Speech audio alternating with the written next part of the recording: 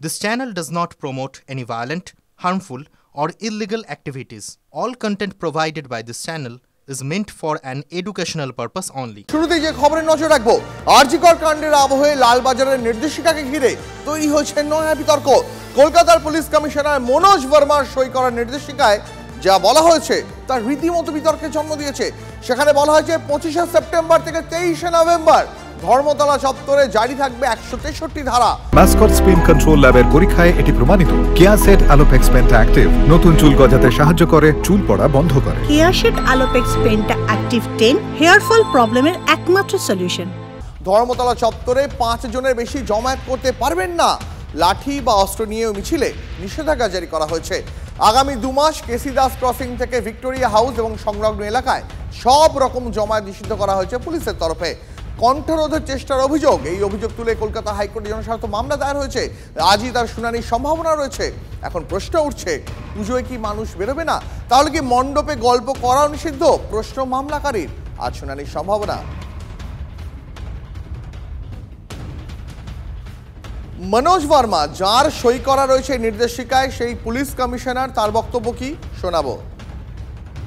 আমি ডিটেলস কিছু বলছি না, কিন্তু আমরা সব রকম সিচুয়েশন চিন্তা ভাবনা করেই আমাদের পুলিশ অ্যারেঞ্জমেন্ট বানাচ্ছি।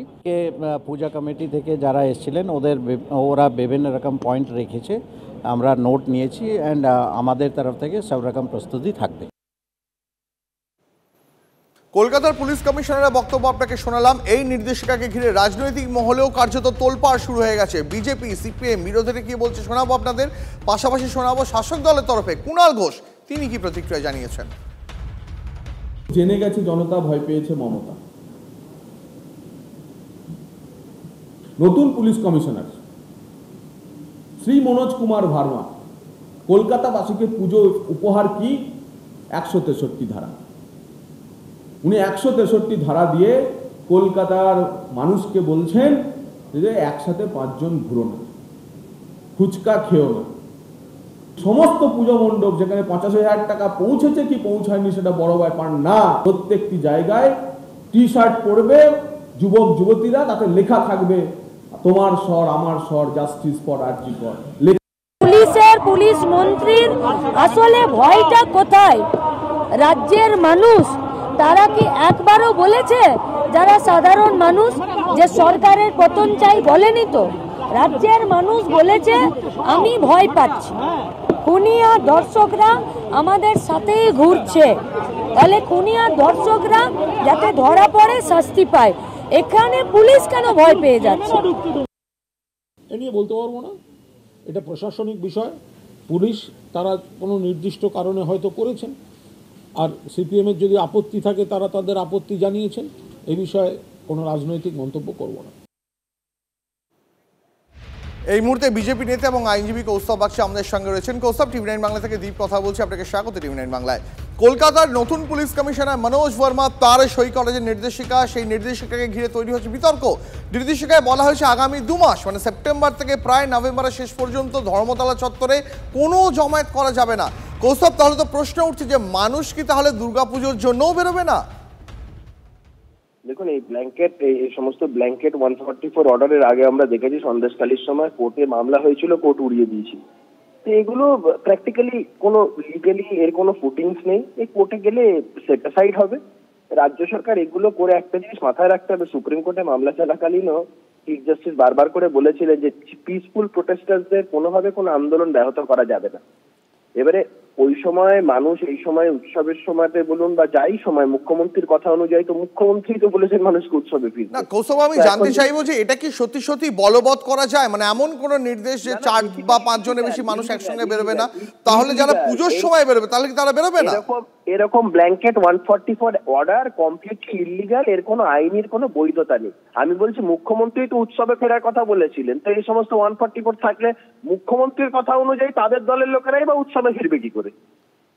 আর কৌস্তব, 163 নম্বর যে ধারার কথা বলা হচ্ছে এই নয়া নির্দেশিকায়, সেই 163 ধারায় আর কি কি বলা রয়েছে? একজন আইনজীবী হিসাবে আপনার কি মত? দেখুন, আমি আপনাকে বলছি সন্দেশখালির মামলাটা মনে করে দেখুন, হাইকোর্টে যখন মামলা হয়েছিল জাস্টিস জয়সিং গুপ্তর ঘরে, কোর্ট বারংবার একটা কথা বলেছিল, এরকম ব্ল্যাঙ্কেট 144 অর্ডার হতে পারে না। তো তুমি যা কিছু মানে আলটিমেটলি এই গোটা মোটিভটা তো বোঝা যাচ্ছে যে আন্দোলন বা সমস্ত কিছুকে 163 বিএনএসএস কি 144(2) অফ দি সিআরপিসি যা ছিল বর্তমানে 163(2) বিএনএসএস তাই। তো প্র্যাকটিক্যালি এরকম 144 এর একটা ব্ল্যাঙ্কেট অর্ডার বা 163 এর ব্ল্যাঙ্কেট অর্ডার এটা হতে পারে না। এর লিগালি কোনো বৈধতা নেই। সন্দেশখালীর জাজমেন্টটা যদি দেখেন সেই সময় স্পষ্টত সেখানে ইট হ্যাজ বিন এন্ডিফাইড। আপনাকে অনেক ধন্যবাদ। আমরা কথা বলছিলাম বিজেপি নেতা এবং আইনজীবী কৌস্তব বাগচির সঙ্গে এবং রাজনৈতিক মহলে বক্তব্য আপনাদের শোনালাম। শুধু রাজনৈতিক মহল নয়, এই নয়া নির্দেশিকাকে ঘিরে চিকিৎসকদের মধ্যে, রাজ্যের বিশিষ্ট চিকিৎসকদের মধ্যেও তীব্র প্রতিক্রিয়া সৃষ্টি হয়েছে। কি বলছেন তারা শোনাবো। নির্বুদ্ধিতা ছাড়া কিছু বলার নেই।